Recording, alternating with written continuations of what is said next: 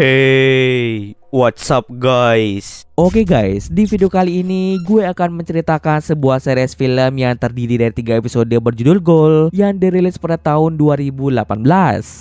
Di dalam film ini bercerita tentang seorang pria bernama Ali Said yang merupakan seorang teroris paling berbahaya. Konon katanya dia adalah satu-satunya teroris yang paling ditakuti oleh semua orang. Namun ketika Ali Said ditangkap oleh pihak militer, ternyata Ali Said memiliki sesuatu di dalam dirinya yang tidak bisa dijelaskan oleh manusia biasa. Tanpa berlama-lama lagi, yuk simak cerita Goal episode yang pertama. Film ini diawali dengan memperlihatkan seorang pria misterius yang terlihat sedang melakukan ritual yang aneh. Dia tiba-tiba saja mengambil sebuah silet dan silet tersebut digunakan untuk melukai tangannya sendiri. Darah yang keluar dari luka bekas silet itu digunakan oleh pria tersebut untuk menggambar sebuah simbol misterius dan series pun dimulai.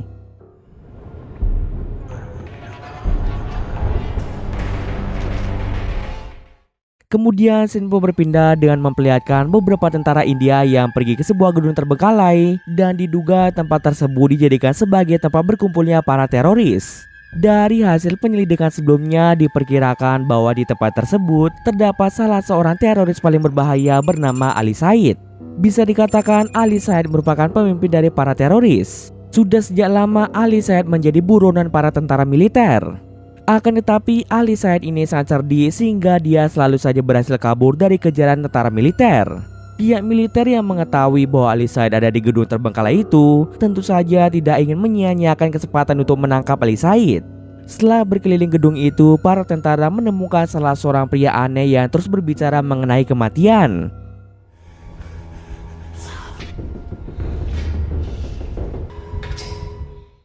Pria itu tiba-tiba saja menunjukkan tubuhnya yang terluka, namun lukanya membentuk sebuah simbol seperti di awal cerita tadi.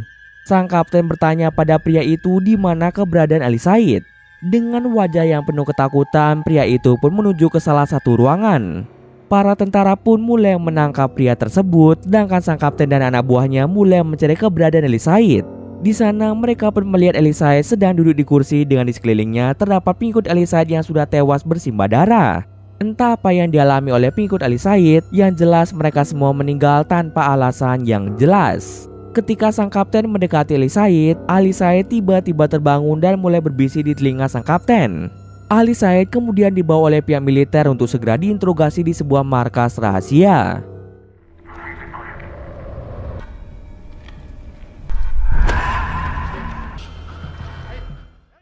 Satu bulan sebelumnya kita akan diperlihatkan seorang wanita bernama Nida Rahim yang sedang bersama ayahnya yang bernama Sanawas Rahim.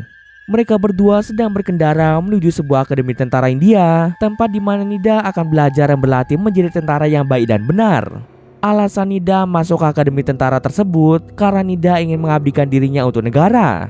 Berbeda dengan Nida yang ingin menjadi warga negara yang baik, ayah Nida yaitu Sanawas saat menentang kebijakan pemerintah negara dan sebenarnya ayahnya tidak setuju jika Nida masuk ke dalam akademi tentara.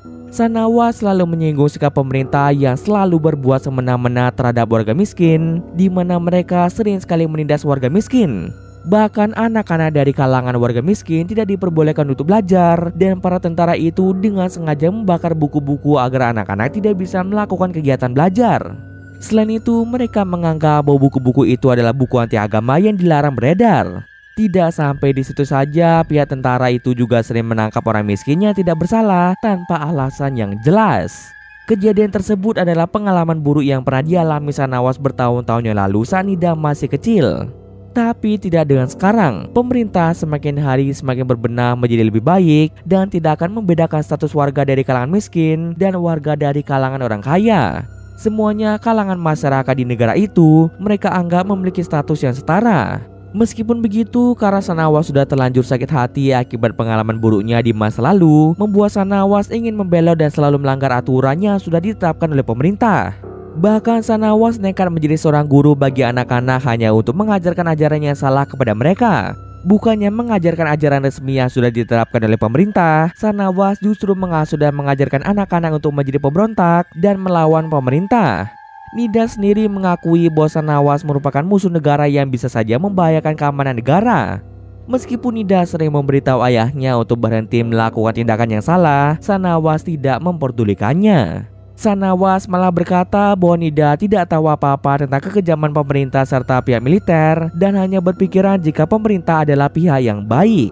Di tengah perjalanan menuju ke tempat akademi, mereka tiba-tiba saja dihadang oleh sekelompok polisi yang sedang menjaga perbatasan. Sanawas pun merasa sangat panik karena saat itu Sanawas sedang membawa buku-buku berisi ajaran yang menentang pemerintah. Jika sampai Sanawas ketahuan membawa buku tersebut, maka buku itu akan dibakar dan kemungkinan besar Sanawas akan ditahan untuk sementara waktu. Polisi itu meminta Sanawas untuk menunjukkan kartu tanda pengenal. Setelah memberikan kartu tanda pengenal, Sanawas diminta untuk keluar dari dalam mobil karena para polisi akan menggeledah isi di dalam mobil tersebut. Tak ingin ayahnya di penjara, Nida terpaksa turun dari mobil untuk menunjukkan kartu tanda pengenal yang dibuat khusus bagi para pelajar akademi militer. Dengan kartu tersebut, Nida memiliki akses untuk keluar masuk secara bebas ke sebuah wilayah tanpa melalui pemeriksaan yang ketat.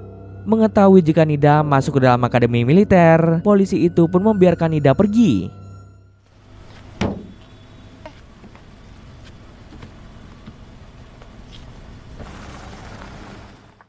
Sesampai di akademi militer, Nida pun mulai belajar dengan bersungguh-sungguh agar dirinya bisa terpilih menjadi salah satu anggota tentara.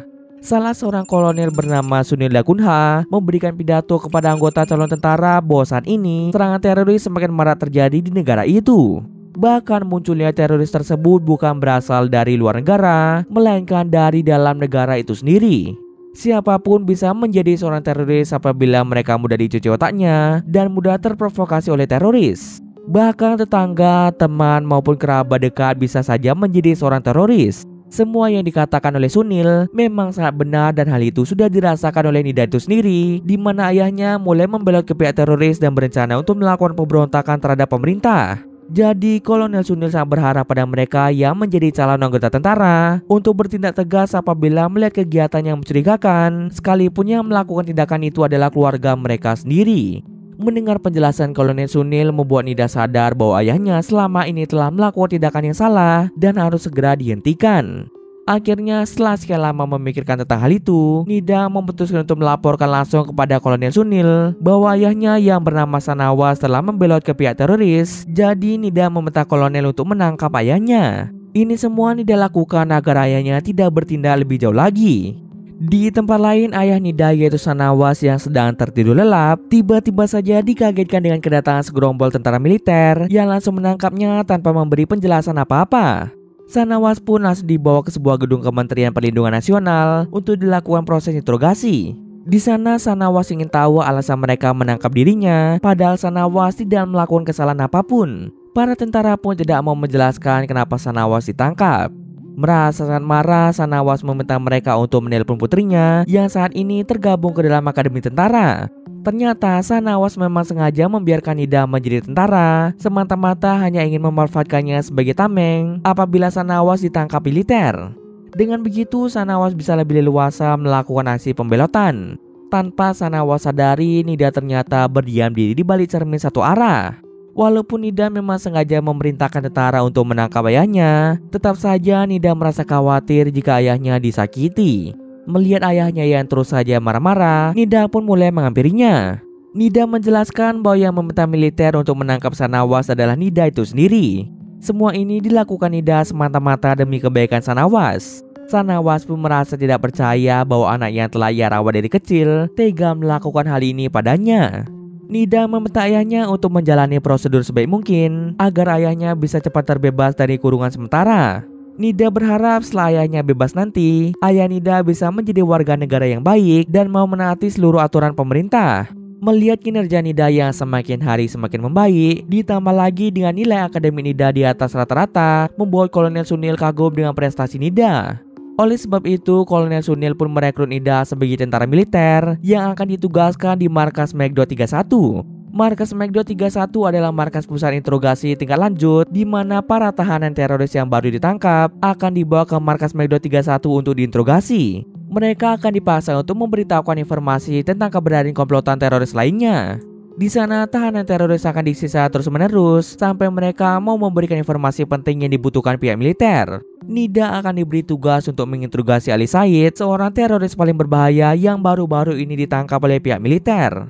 Markas Magdo 31 di mana Ali Said akan diinterogasi berada di tempat yang sangat terpencil dan jauh dari kota. Lokasi tempat itu sangat dijaga ketat dan sangat dirahasiakan keberadaannya. Bahkan Nida yang merupakan anggota militer tidak diizinkan untuk mengetahui letak markas tersebut. Sebelum berangkat ke tempat itu, mata Nida ditutupi dengan kain hitam agar Nida tidak mengetahui jalan menuju lokasi markas Magdo 31. Hal ini dilakukan agar tidak ada penyusup yang datang ke tempat tersebut. Setelah sekian lama berada di perjalanan, Nida pun tiba di markas Magdo 31.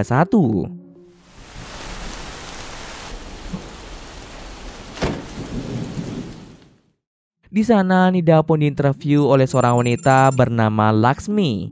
Setelah selesai interview, Laksmi pun mengajak Nida untuk berkeliling sejenak di tempat tersebut. So, इसलिए सुबह और शाम यहाँ पे black and white फिल्मों के गाने But sometimes simple is the best. Cell में 5 कैदी हैं. Semua tahanan di tempat itu merupakan sekelompok teroris komplotan Ali Said dan mereka dikurung di ruang bawah tanah. Tak ada seorang tahanan yang bisa kabur dari tempat itu karena tempat itu dijaga sangat ketat dan untuk keluar dari sana hanya ada satu jalan masuk dan jalan keluar. Nida kemudian diajak untuk melihat semua tahanan yang ada di tempat tersebut.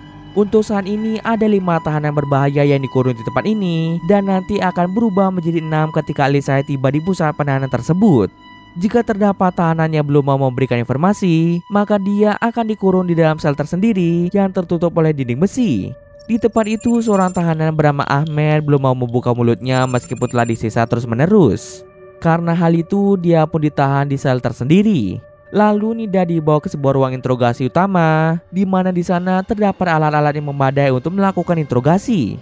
Tiap tahanan yang berada di sana akan diberi banyak pertanyaan dan jika mereka menolak untuk menjawab pertanyaan itu, maka mereka akan disiksa terus-menerus dengan alat-alat itu hingga mereka mau memberikan jawaban.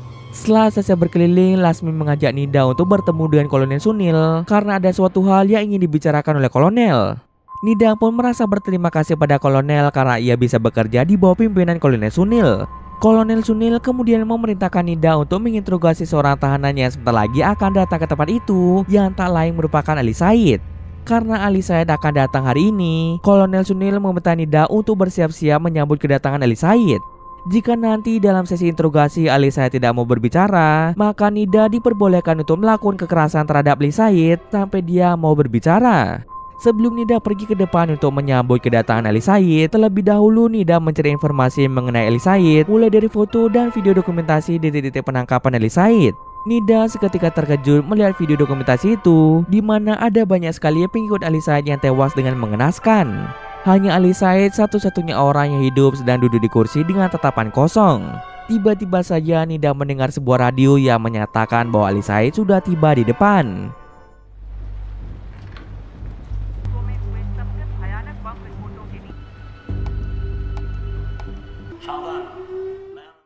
Dengan cepat Nida dan semua tentara yang ada di markas itu pergi ke depan untuk menyambut kedatangannya. Para tahanan yang merupakan pengikut Ali Said merasa tidak percaya bahwa Ali Said telah ditangkap.